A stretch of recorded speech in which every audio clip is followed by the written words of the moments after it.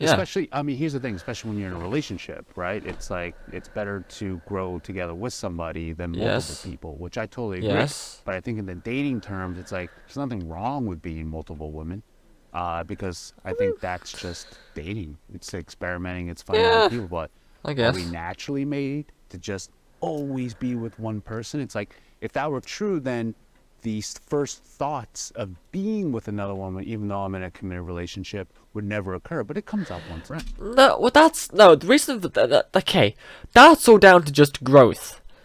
So we all grow differently. Everyone grows differently. And if you happen to find someone who you can grow with at the same time, and you can grow in the same way, then that's fucking brilliant. That's amazing. That means you can have a stable relationship, and you can work out kinks as you go along. That problem that they're describing now is when it comes to things like when say you're growing in a certain way, when you're growing in a certain way and your partner is, but then at some point you start to grow a different way that's pulling you away from that person.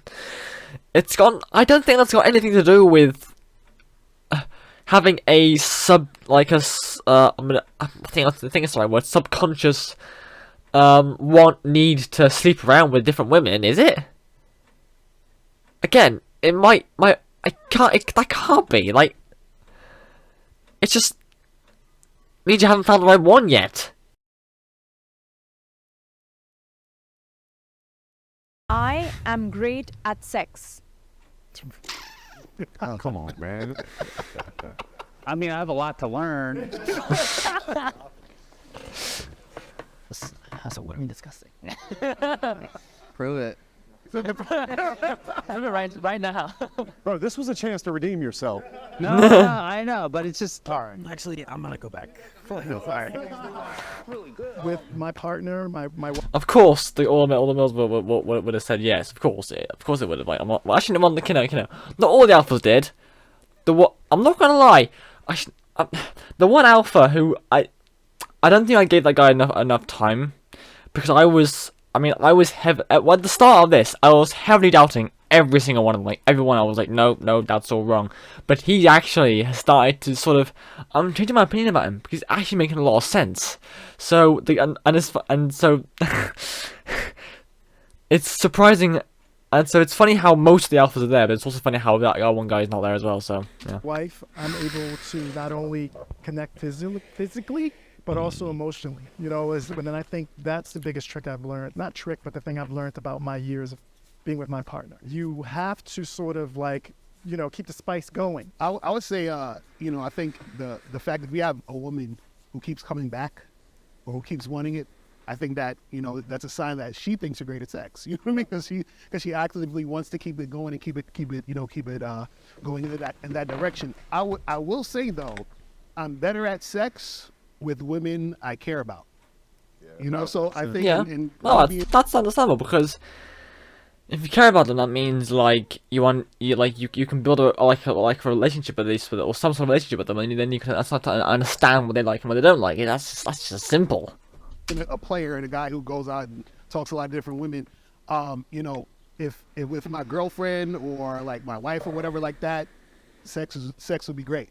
With the other girls, it can still be good, but I know that I don't really put in that much effort, because it's almost like I'm masturbating with someone. And eventually, you know your partner's like comfortability, what they like, what they don't like, and things, and that's how you make sex a lot better instead of like sleeping with. 1,000%. Plus, you love them. Right. Like, so you knew if you were gonna die today and you could have sex with one person before you died, it would be that person. Like, no matter what. Like, you could have every supermodel, every movie star, everything. Like, fuck all that. Like, I want that person. Focus so much on like what they like as well. You know, like you're. The whole thing with like the supermodel, they're playful little celebrity crushes. Obviously, there are people in relationships who have those, and obviously, and they love the celebrities, and they think they're awesome, and they want to meet them.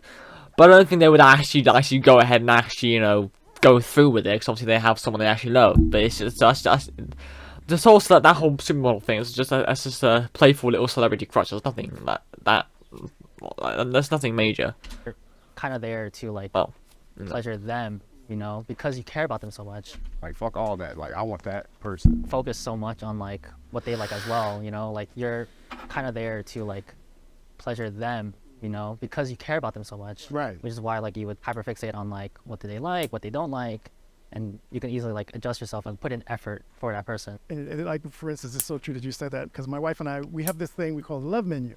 Okay, why did we invent the love menu? We invented the love menu because we have 3 children, and they're only 2 years apart. They're in the mid-20s now, but Space think for about it. it. 2, 4, 6 at home, and I But work. mate, can you not, please? Like, stop doing that. I don't. Don't you fucking dare. Jesus. And she's doing her thing. So we found that in our young relationship, sometimes the other person might be tired and like but that's hurt feelings. That makes you kind of do this type of thing. So what we did is we come up with a love menu of like, here's the appetizers. I might not be ready for the full course tonight, but here's your appetizer because I know you like this, or here is your dessert, or here's your main course meal. And we broke it into those things. So when we do come to each other and we need that connection, it's not just like, I'm tired, I don't feel like it. It's kind of like, well, what's going to happen? We have a full course meal tonight, or we're just going to have some appetizers. And that's kept it spicy for us. And also, like what you say, making sure we're pleasuring each other. It's not just wham, bam, thank you, ma'am, I need to get my rocks off. But like, how are you feeling about that? And how are you feeling about that? Because when you're in a long-term committed relationship, you have to do that or it dies. Right. And I love that. I love that you talk about the amount of intention that you live with in regard to making sure that you're always evolving with it, always making sure that it's spicy. You just care. I think if you have a genuine care for the other person that you're involved with, then maybe you're not great right then and there, but it will eventually develop into being something that way. So I love that care that you demonstrate with that. Well, interesting what you had to say. You've been very quiet about this one. You're usually like, All he said was has, with yeah. receipts, he knows it. And look, and that's a very important thing, right? Is so I think that as a man, I hate to say, actually I don't hate to say, that you should come in confidently. And I do find by and largely, it's kind of like you could have the alpha beta argument. I do that thinking coming in kind of in a dominant way. There's a reason 50 Shades of Grey is so popular. There's a reason it's the most read book of all time. There's a reason there's detail in it. And I think you can say so much to a woman in sex without saying a word. You know what I'm saying? It's about how you touch her, how you have your hands on her, the way you take over her in that way. And that's okay. Just knowing and seeing that expression and seeing things that happen and as a result of that is enough for me to know where I stand on the subject. the only thing I disagree with you about is I agree with that energy, that take control energy. And I think one woman does love that. But sometimes my wife likes to take control. Love it. Well, get up there, girl. Get up there, girl, and do what you got to do. Hey, I'll put my hands behind my head too. Yeah, don't worry. Yeah, but by and largely, Yeah. yes. And then when she wants to, but even when you're on bottom, man, you still doing work, bro. It's all about dancing, bro. I don't get naked. I have sex tattooed on my chest. Can I? Bro, it wouldn't take much. Half of It's right here on my rib. Okay. All right. And it's like an old one too. Not even like a. I think the biggest thing I've ever heard from my sexual partners is like, wow, you really caught me off guard. And I think that's like a big part of it. So is this like an argument with myself?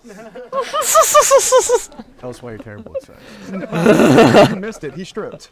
No, I did see that. I saw it. I disagreed because I just feel like it's such a typical conversation and belief that every guy believes they're great at sex. And to be real, when I talk to my girlfriends, none of them have good sex with guys unless it's, like you guys said, your partner. Then you can get better at it, right? And you know what they like. So that's what I mean. Like, I think I'm great with my girlfriend, but if I was to generate and say, like, I'm great at sex, I'd be like, no, I didn't, almost every girl I slept with before probably never even got off, really. But to say, like, I'm great at sex, I can bring a dildo in, like, it's just like, I mean, I'm nothing against that. Like, I like all kinds of things. I didn't mention a dildo. Why'd you look at me like you I was wondering why you said that. No, I'm just saying that, like, but you still looked at him. You look like the type. No, I'm kidding. But it's like, I just feel like, there's a lot for me to learn even now with my partner. And I just like to say I'm great. I don't say that to myself because I think that blocks me from something that I might not be good at, actually. No, I agree. I completely agree with the aspect that, like, honestly, there's always room for growth. Like, going around thinking that you're, like, the best is, like, is not something that I agree with, but more so that, like, especially with someone that, like a partner, like, that you actually want to give the effort into, you learn, you know, like it doesn't always have to go like perfect the first time, you know, you pick up things, like everyone's different, you know, man and woman. So like honestly, like it's But that's what when I think when that question says I'm great at sex, like that to me tells me you could line up 10 girls and 9 out of 10 you would know exactly what to do Sometimes with it's just like a confidence thing. Yeah. Like I am confident that I can achieve good sex. Exactly right. 'Cause that's what I'm saying. Because the thing is, I look at it like, because you're saying, well, being the best, you know, you can't really see being the best, but I disagree. I look at it as I am the best, but I'm choosing to be great with this person. And so what I'm saying is I can be really great with this one other girl, but I choose not to. And I do that purposely. And the reason why I do it purposely is because, like I was saying earlier, when we talk about friends with girls and all that other stuff, is that women have to earn good dick. That's how I look at it. You understand what I'm saying? So if I'm with a woman where I just met you at the bar and we're just hooking up, I'll give you some, like I should say women should earn great, but I'll give her some good. But it ain't gonna be great because you haven't earned it. You're not my girl. You haven't done anything. You're not for gonna go me. the extra mile for her. Right? Exactly. I'm not gonna go the extra mile for a new girl. Like, I agreed with the I agree with the mentality, but then not the stage of it. Right, I'm just not gonna do all that for a new girl. I'm not gonna do that. So I can't. What I'm saying is that the greatness comes from within you to know that you can, but you have to make the decision to do that. And I think most guys, if they care about a woman, they'll do that because that woman, in some form or fashion, has earned that type of energy from him. And that's how I look at it. It's like I completely agree, but I just want to change the word earn to something else. Something similar, but that means a little different. Because like you don't want to give as much effort to like other people that you don't really you see like long term with. But then like obviously if it's like a partner or someone that you can see a future with, you know that you can keep, you know, improving. You can be like the best, you know, for that person. Who thinks that great sex is more mental or more physical? Which one would you raise your hand? Well, which one? Say Okay. say one of them. Who thinks that great sex is more mental? I mean, I think it's more mental. Okay. Okay. Who thinks great sex is more physical? The reason why I sat down and then I stepped back is because stepping down, sitting down, it was just kind of like that societal pressure of, you know, we all agree like men have to be really great at sex. And I had to check myself out of my ego and take a step back because it can't be 9 out of 10. It has to be 10 out of 10. I know I've had, you know, one night stands and I can't account for every single partner that I've had if they had a great experience or not. I could just be honest with myself and say I did my best, but you know, for whoever is going to be my partner next, you have to have that, like that sense of like open-mindedness in a way, because what they might think they want from you to make you great, you might not agree with even trying. You know, I get what you're saying about women having to earn great, but I feel like at the same time, Why does it sound so funny coming out of your mouth? I feel like, I told you I'm a comedian. I feel like at the same time, you know, women's needs are a lot different than men's in bed. So what might be, you know, easy for you, like a quick 1-2, they're expecting, you know, maybe more foreplay or more physical intimacy, or, you know, and with the whole like BDSM with like 50 Shades of Grey, I think that appeal to like a certain subset of women and their fantasies, but I don't think that accounts for all women. I think it's a great fantasy, but I think if you put most women like really say, "Do you want that?" They'd be like, Nah, they really want it. Women should not be in position of power. Yes, they should be in positions of power. I was about to say no, but I was like, no, hold on, that might be taken differently. So I believe that statement is incorrect. Yes, they should be in power. No, no one's at. Oh, it's Game over. Just like his hand says. I'm the only one. I think a woman can be in a position of power only by herself, but not in relation to being in a relationship with a man. Because when she's in a relationship with a man, the man has to be the leader. The man has to be the one that's guiding the situation, directing the situation. If it's in any other situation by herself with work, you know, with her friends or whatever, she can do whatever she wants to do. Game over. Your game is over.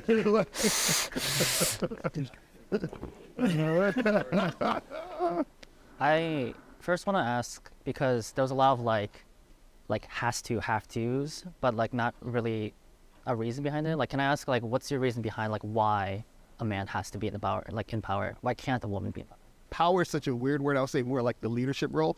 And the thing is that a man has to lead a woman. He has to guide a woman, because what happens is that when it's the opposite, when a woman is leading that man, she usually loses respect for him. When she's in a relationship with a man who is, under her, who's submissive to her in a lot of different situations, then she starts to lose respect for him because she's looking for a man to lead and guide her. If you notice, they have sex with the bad boy. If they're in power, then no, she's not. If she's in power, then she's in power, and she's the one who has authority over the man. So, But then the nice guys get tossed to the side. You see, like, why is that? Well, if you look at them psychologically, they have past traumas and issues probably. But like, look, there's women for you, right? I mean, like, you're on a different scale. What I would say, some women want a guy like you because they don't want to do anything, right? They don't want to take that position. I'm around a lot of women who don't want that. They're in positions of power, not just in work, career, at home. I know a lot of them. I do business. I find women much more pleasant to do business with. But when you're talking about maybe being at home, I don't know. It's just like, I think when you get into your part, your end of the pond, it can get a little bit mucky. You know what I mean? And I don't really subscribe to that as well. I heard you say you were from New York. I lived in Manhattan for 30 years as a fashion designer in the heart of Manhattan. She was working as a fashion editor. I held it down with the 3 kids. I was the one bringing the money home. I was the one doing that. After my son, my youngest, went back to school, she went back to work. I always wanted to have my own collection. She was like, you should do that now. So guess what? She had the job. She paid the bills while I was building my company. So I could be strong in our relationship and be a man in our relationship, but I also got to know what it means to have a partner next to me, and not someone that I have to lead. Well, I think it's really, really important to specify what leading means. And so right now we're talking about, you talked about, okay, we do the chores. Sometimes she pays more, sometimes I pay more. I think it's looking at a really superficial level. I think what you look at in a relationship when you look at leadership and the one that is following per se is who's the one holding down the emotional space? Like, who has the capacity to show up as the rock the majority of the time in a dynamic? And if that is the woman, I believe, for the most part, the polarity gets thrown off and there will be a deficiency in the sexual attraction that she'll have for you. If you are more excessively emotional and unstable than your wife, I do believe that's going to lead to issues in the relationship. A man's job is to be the mountain that a woman's emotional waves crash into, like straight up.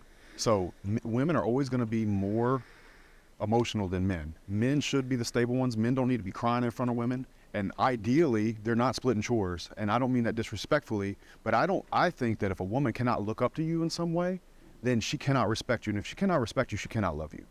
I totally disagree. Yeah. Totally disagree. And the only reason I didn't come sit down is because I have some really, really good women in leadership roles in my businesses. And they are absolute leaders. Now, they might lead under me, but I think they stand alone as leaders, and I respect them enough that I would never come sit down over that particular statement because it's too vague. But in the relationship, yes, sir, I do agree that a man should be the leader.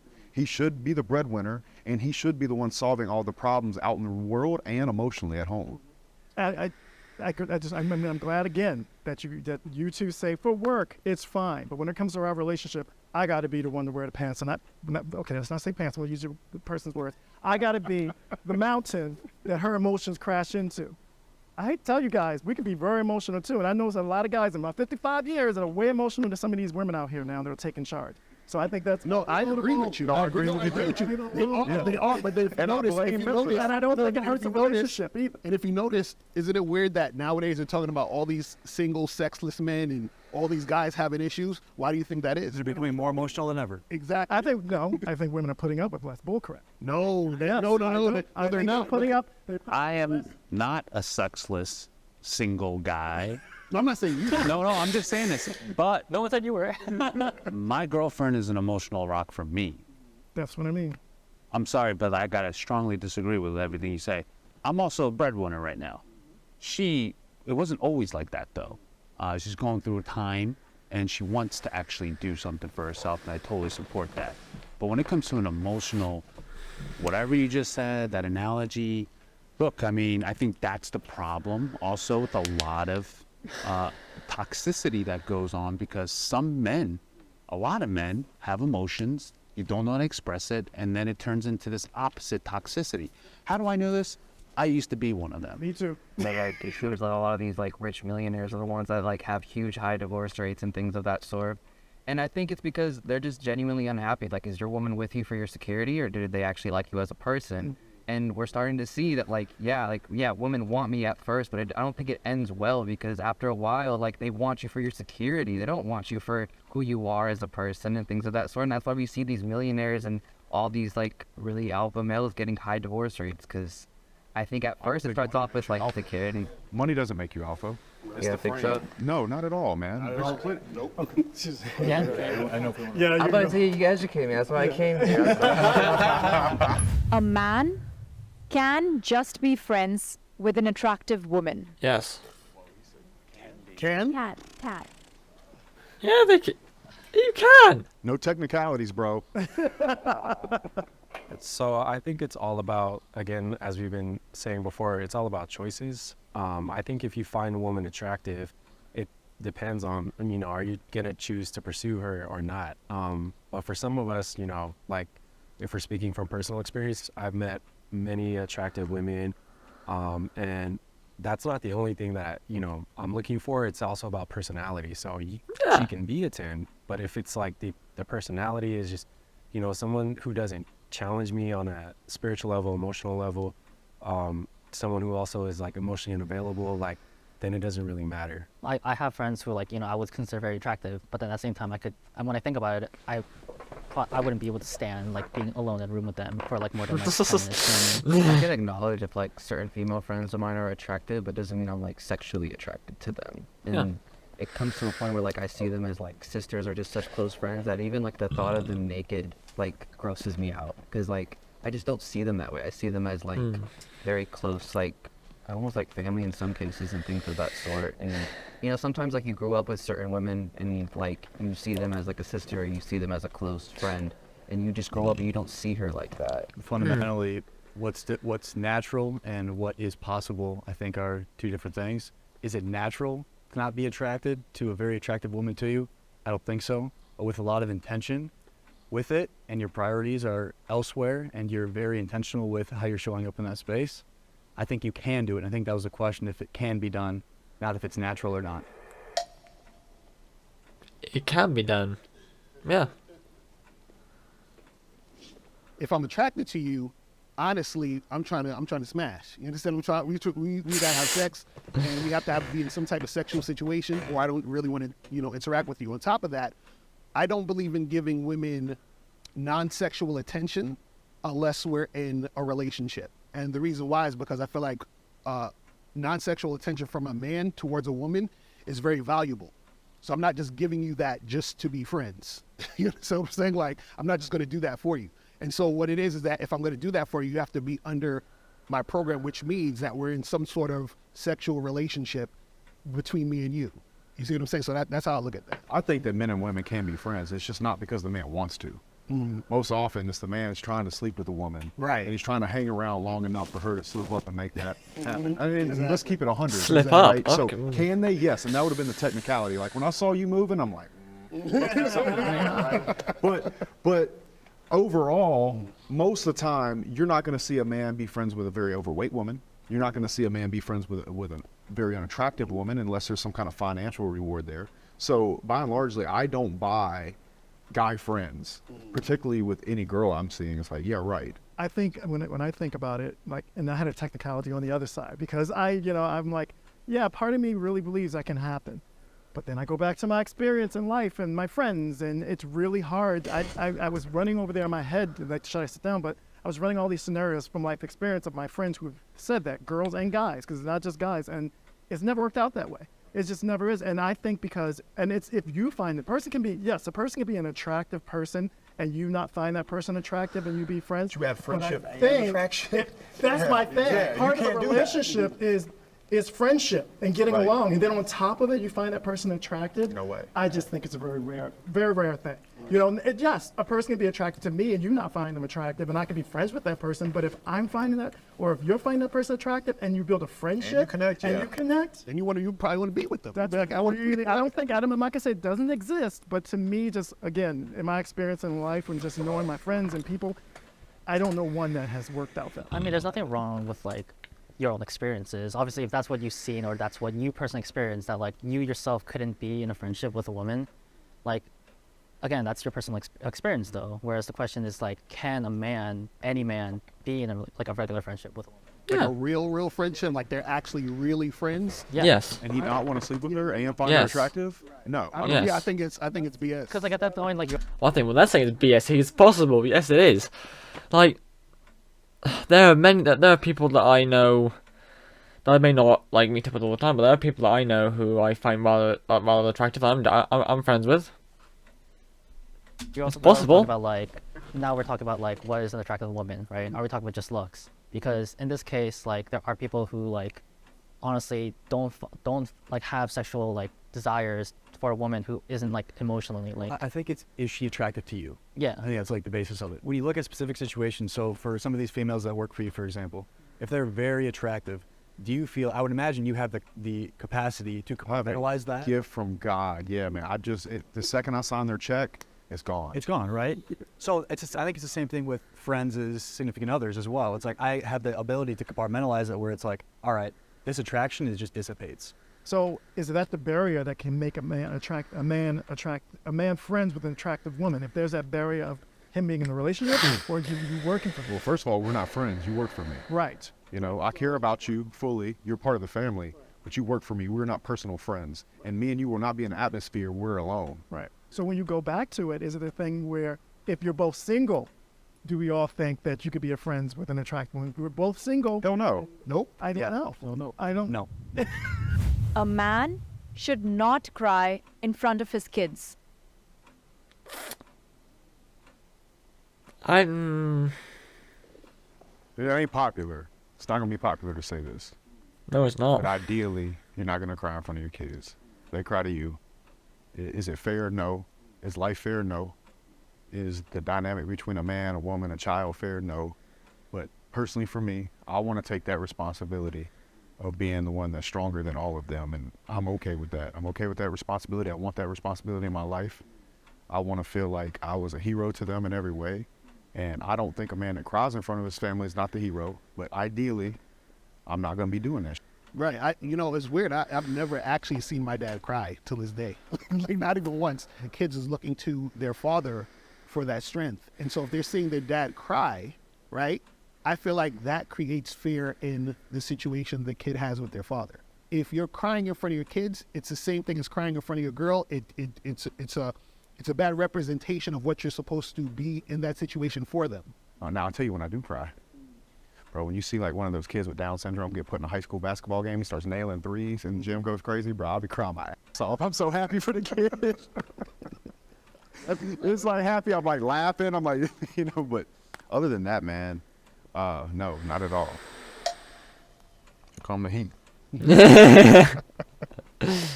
Can the person who like has kids? I was gonna. But look, I have a father who I've never seen cry, so I get that. I was that man. Again, you have to understand my kids. My middle daughter, who I'm going to talk about, is 26 years old. Now, for some reason, out of all three of my children, that middle girl, from the time she turned 13 to 17, 18, we just butted heads, right? And the relationship wasn't going to where it should be going. And I want to be close to my kids.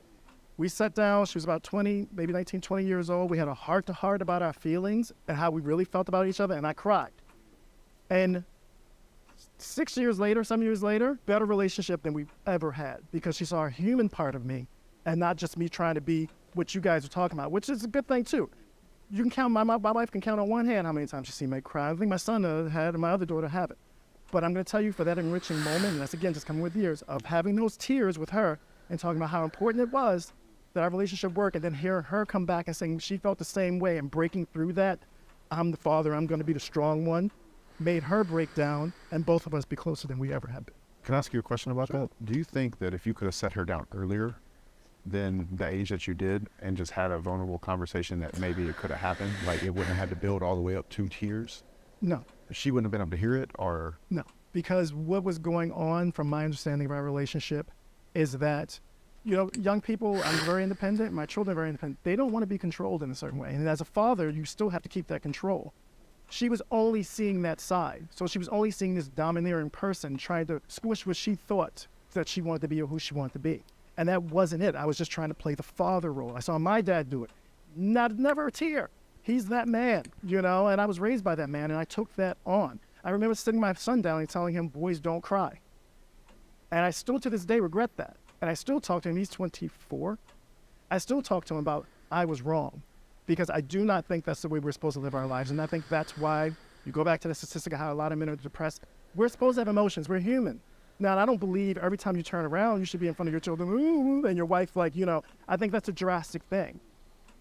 But I know dropping a tear as a father for me made a relationship and so much closer and so much better than it would. I'm telling you, I know than it would have ever been. you don't think you could have shown that vulnerability without the tear? No. My dad was capable of expressing emotion, not from the standpoint of being a whiny little baby. He held it down on my family. My parents are the happiest couple I've ever seen, still to this day.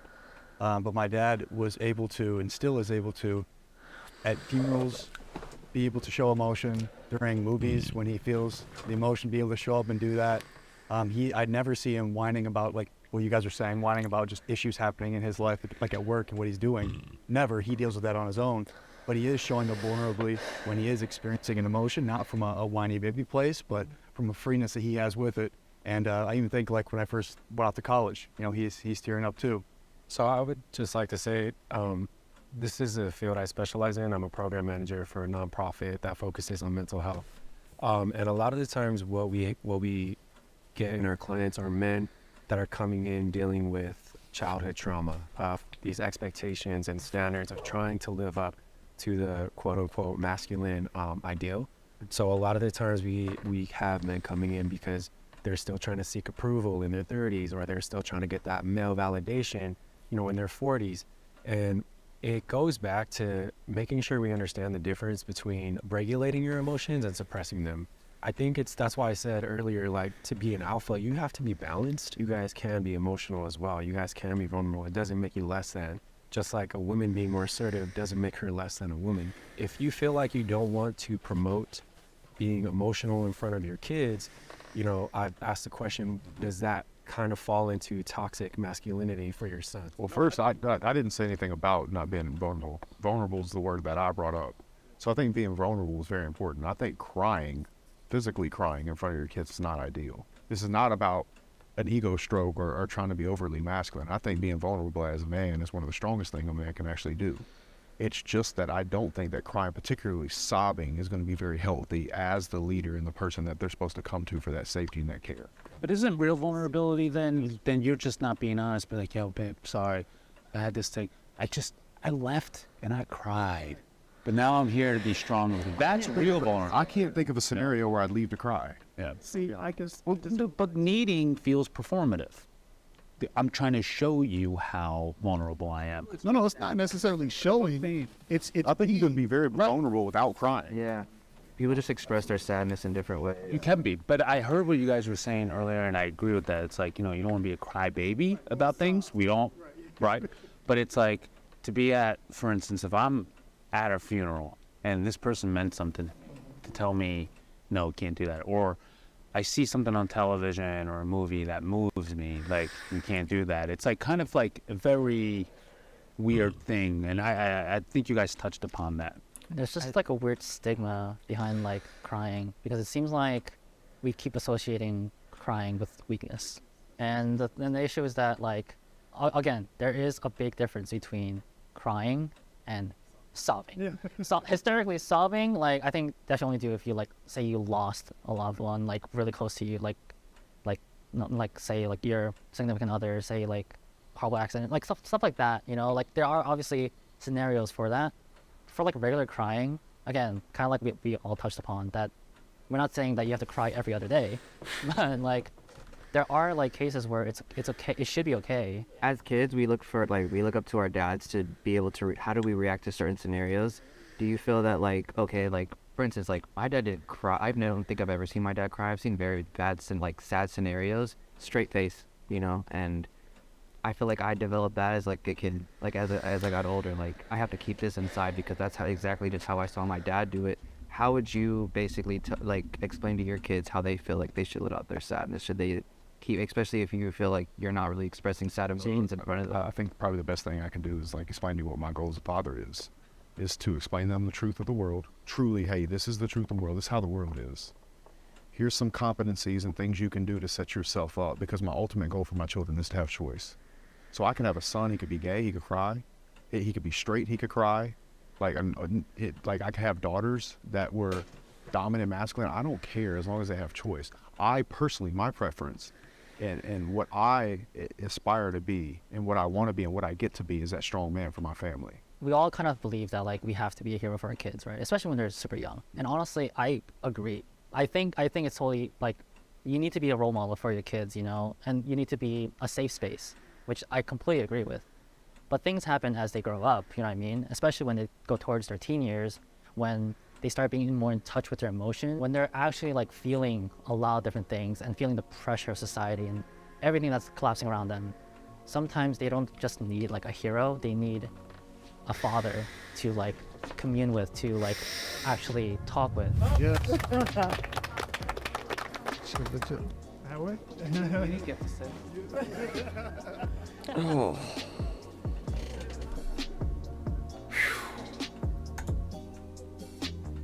Whew. Oh man. That has got to be the longest Jubilee video I've ever made ever. Fucking hell. My thoughts are still the same as what they were at the start. It's all about preference and choice, really, I think. And I agree with a lot of the stuff, especially him and some of the like especially the other alpha guy in the grey suit. Also, a few things those guys said, I agreed with a lot. But a lot of the stuff with the guy in the blue suit and the guy with the black guy with that jacket on, a lot of the stuff that they said I didn't really agree with. A lot of the stuff, the majority of what they said I didn't agree on. So yeah. But yeah, that's all I've got to say on that. Only because my feelings are the same as what they were at the start. Only that, but also I've been recording for an hour and 35 minutes, and I want to stop now. So I guess what that's left to say is thank you all so much for watching this video. If you liked it, please leave a like, please leave a comment, and please consider subscribing to my channel, Sergeant Beckett. If you'd like, in the description of this video, there's a link to my link tree. In that link tree you can find links to several other places on the internet where I do loads of other things. I'm gonna have a gander because there's so much stuff there. Thank you all so much again for watching, and I shall see you all in the next video. Adios.